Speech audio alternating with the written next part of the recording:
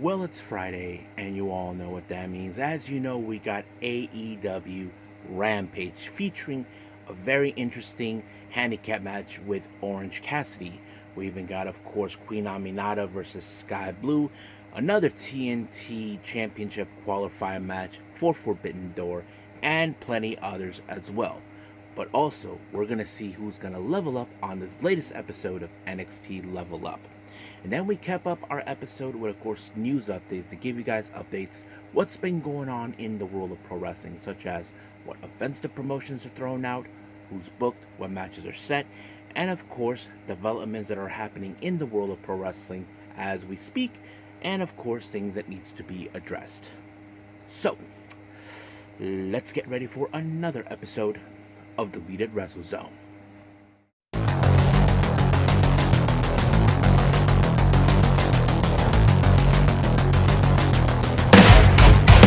Are you ready? Get up, get up! Get up, get up! Get up, get up! Get up, get up! Get up, get up! Get up, get up! Hey everyone, welcome to Deleted Wrestle Zone, all things that is pro wrestling with AEW, NXT, New Japan Pro Wrestling, TNA, the National Wrestling Alliance, various promotions, wrestlers, matches, and championships. I am your host, J-Rod here. So, if you are new to the channel, welcome. This is a channel where we do a lot of pro wrestling reviews from various promotions, not only here in the United States, but also in Japan, Mexico, Canada, Europe, the UK, anywhere in the world where pro wrestling is not as big, but it continues to grow. We also do discussion videos, talk about various topics such as the wrestlers themselves, the promotions, factions, storylines, whatever we want to talk about. We also do more news updates. If certain information I was unable to share on this episode, I can put it on a separate video by itself. We also do real-timing news updates to keep you guys on alert if something has happened in the world of pro wrestling that needs to be addressed ASAP. We also do the United Sayaka Watch and various cool things as well. So if you like what you see, please subscribe to us. So click on that subscribe button. You'll be getting a lot of daily reviews and other cool wrestling content as well. However, if you like this episode, please give us a like on the like button or a nice comment in the description down below. Now, all introductions have set aside, I believe it's time to go full speed ahead and begin with our very first review, AEW Rampage.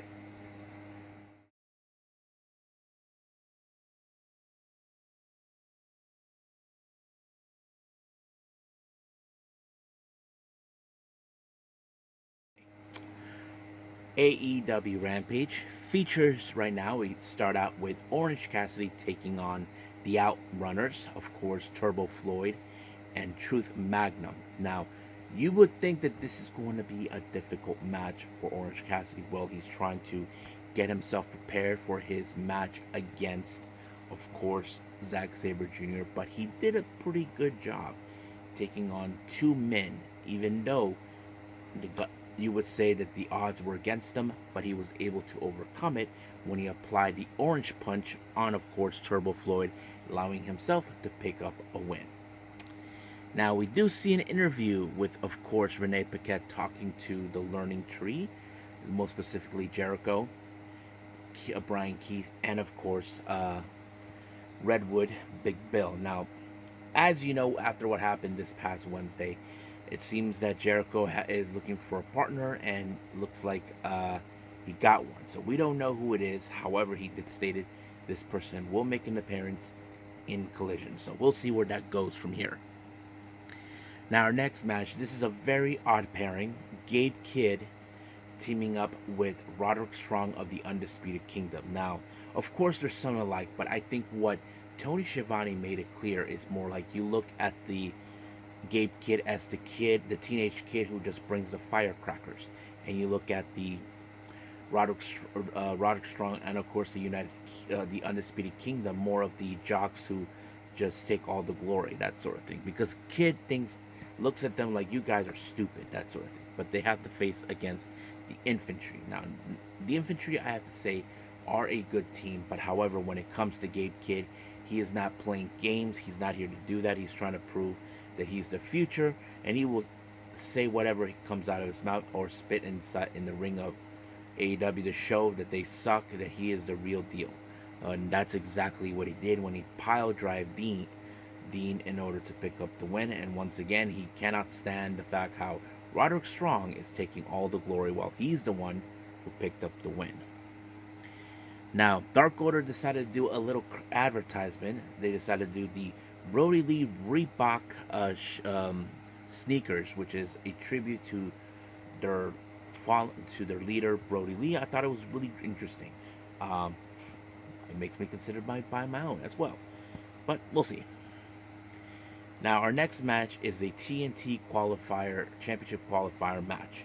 We have El Phantasmo taking on AR Fox. Now, personally, I'm a fan of El Phantasmo, and I think it's great that he's being involved. We're seeing more interaction with New Japan and possibly, hopefully, Stardom and CML. But what's interesting is the match was pretty fun, very interesting, great high flying that you expect. Now, don't forget, El Phantasmo used to be a junior heavyweight. Now he's jumping into heavyweight, jumping into the G1. But however, it was the CR2 that put away AR Fox that would allow them to pick up the win. Now, Lexi Neer conducts an interview with Deonna Purrazzo. Well, Deonna Purrazzo wanted her to speak about how she defeated Thunder Rosa, and of course her match against that she will face against Hikaru Shida in the opening round. So that is something that she's going to be well aware of that. So we'll see when we get there. Our next match, we have Dalton Castle taking on Shingo Takagi. Of course, Shingo, he's the one guy you don't want to mess with. He's a very strong individual. He will take your head off. Of course, Dalton Castle was able to withstand him, but unfortunately, Shingo applied the Made in Japan, allowing himself to pick up the win. Now, as you know, Saraya will be part of the 0 Hour in the Forbidden Door to take on Mariah May. Well, we'll see what happens until then, because she believes Mariah May is nowhere near ready to be the golden girl that returns to UK. So that is something that is probably true. Now, our main event features Sky Blue and Queen Aminata. I thought this match was very intensified because, of course, Sky Blue with a change of attitude, Queen Aminata, who we know has been chasing the ROH Women's Champion. So it was a pretty good match until the headbutt was the deciding factor that allowed her to pick up the win. However, Queen Aminata was attacked by Sky Blue, and then, of course, Red Velvet came up with the save. So that's how things end for Rampage, and I hope you guys enjoy this one. Now let's move on with our next episode, our next review, and that is NXT Level Up.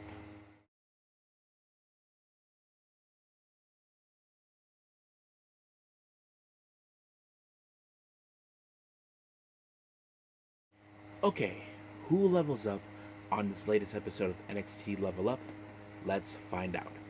Our first match, we have Riley Osborne, who is all by himself, takes on Jasper Troy. Now, Jasper Troy, he's a big individual, but he really, how should I say, was putting a number onto Riley Osborne. Now, the only thing Osborne can actually do is rely on his speed. Basically, this is a case of David versus Goliath. Now, of course, Riley Osborne will try to overcome it somehow, in which he did when he applied the shooting star press. Now, before our next match, we do have an interview with Sarah talking to Jamzat Nix, who is asking about her thoughts towards her opponent, Kendall Gray. As you know, Kendall Gray has been mentioned a whole lot, but however, Jasmine Nix is confident enough to believe that there is no way Kendall Gray could escape the Pele. I have to say, the match itself with Jasmine Nix and Kendall Gray was pretty interesting because Kendall has been one of those wrestlers we definitely got to pay attention, and I think she is fantastic. But however, she came up short when she lost to jabs him next to the Pele, and just like that, it was over. Now, our main event, we have, of course, Dante Chen taking on Miles Bourne. Pretty intensified match. However, it was Dante Chen who picked up the win with his finisher, leading him up to pick up a very good win. So we'll see what happens from here on out. So I believe we are now officially done with our reviews, and I think this is the shortest one I've ever done for the NXT review. But however, let's move on with our last and final thing, and I believe that is news updates.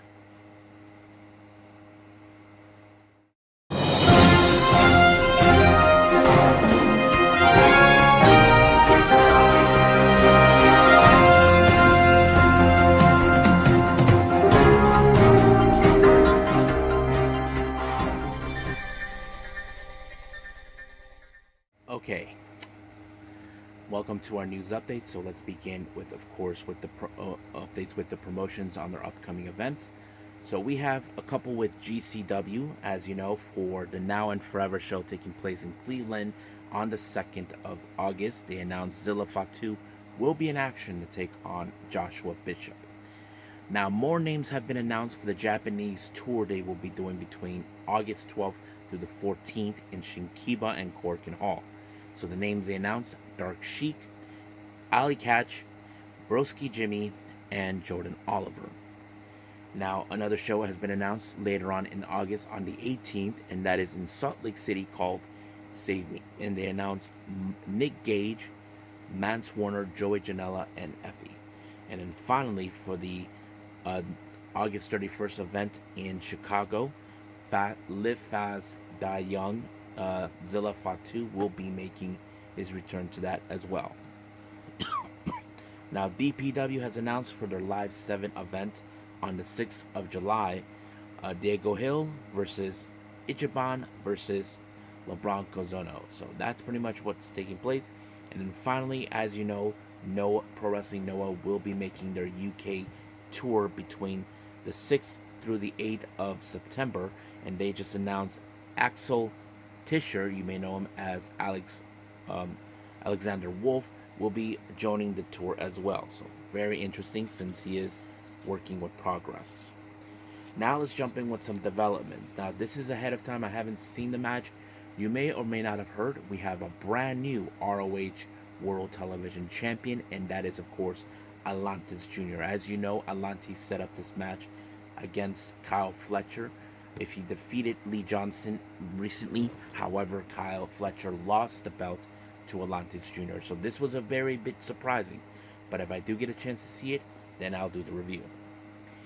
Now, as you all know, our young cousin, or should I say the rookies of Cosmic Angel, Aya Sakura and Sayaka Kora, have a new tag name. It seems that people are calling them Sakurada. So basically they combine both their names, and it was interesting. So it's Sakurada. So pretty interesting. I like it. Now, Atsushi Onita, this was reported by Wrestling Observer. As you know, he wants to do a tribute show in the memory of his fallen friend, Terry Funk. So basically, he's looking into the Kawasaki baseball stadium, which is something you guys may remember. This is where, of course, the ring was on fire, along with Onita and Terry Funk. So looks like they're going back to memory lane. So not bad. Now, those who remember this former NXT talent, Valentina Feroz, or you may know him now she goes by Valentina Reis. Recently, as you know, she was recently got released from the company after she got married. She just posted on her X account that she is now accepting bookings. So anybody who has a promotion in their Vajera vicinity, if you guys want to book her, so all you gotta do is email her. Tell the promotion in your local area if you want her. All you gotta do is email. They gotta do is email her. That is Valentina Wrestling at Gmail. So let me repeat that: Valentina Wrestling at gmail.com. Now, there's been reports coming from from the Wrestling Observer about the Lucha Brothers. Talks about them making an appearance in Mexico to appear at the Arena Mexico. That's just where CML does their show, so we don't know yet what's going on. Uh, Samoa Joe has revealed one of his favorite nope walk moments. If you guys remember, he walks away when someone tries to do something and all that. Well, his favorite one, he said, he just revealed, is the one with John Cruz. If you guys remember, that's when John Cruz had his arms out like, what the hell? And boom, just like that. Now, Mercedes Monet talked with Fightful Slug about something very interesting.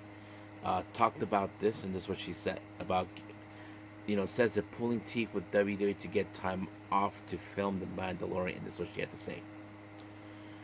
Even doing The Mandalorian was pulling teeth with WWE to even try to get time off to film that show. Tony Khan says, whatever I need, if I need the private jet to go to filming LA for an upcoming show, it's available for me. So basically, Tony Khan is giving him every resource he can get to make her happy. So that's kind of interesting. Current Mighty Gold talent, Bozilla, had this to say: if WWE will send some of their wrestlers off to my promotion, Mighty Gold, such as Rhea Ripley, Liv Morgan, Jade Cargill, Bayley, whoever, I don't care, because they never faced someone like Bozilla. I am a new breed. I believe that. Now, those who know this or not will, as you know, recently with AEW declining on their viewerships, Will Ospreay was paying attention, so this is what he had to say about the low viewership rating. This is suck to see when it comes out, because for me, that was a home run dynamite. It was excellent show. There weren't any down points into it. It sucks that such a low rating, but it's just motivation that I'm sure that motivating others to try to think out of the box, come back to the swing. I'm not someone who ignores that type of shit. I take note of it, but I do check, but I put it in a checkbook and make sure whatever we do next week, we come back swinging. We should ignore criticism or shy away from it. We're still a 5-year company. We're still hitting the ropes with these. For me, AEW is still a lot of growing pains to grow through. This was done in the CBS Sports, so yeah, I get it. Now, Tony Khan talked about, of course, his recent about Stardom, and this is what he says: in addition to bringing Stardom wrestlers to AEW, you could see a lot of AEW wrestlers travel to Stardom. We're going to do that. Wrestlers are working on getting their visas. It's something we are excited. As you know, Will Nightingale was the first AEW competitor to compete in Stardom for the TBS title. And as you know, Mina Shirakawa, Tam Nakano, and Momo Watanabe will be involved in Forbidden Door.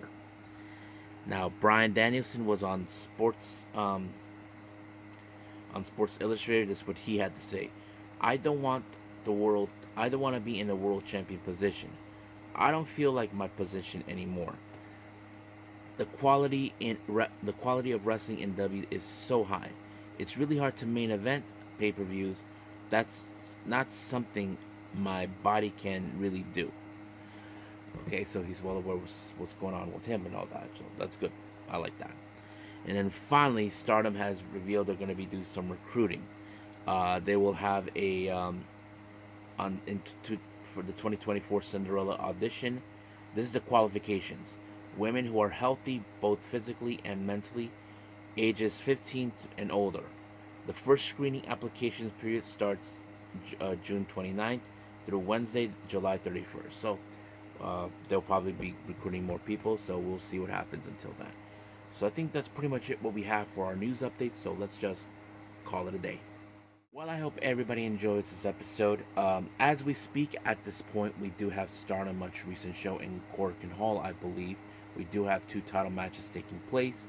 Don't forget, we do have other events that will be following. We have Body Gold, I believe. I haven't seen the much recent ones. Excuse me. But yeah, so we'll see what happens until then. But for right now, Collision will be a priority and all that. So we'll see from there.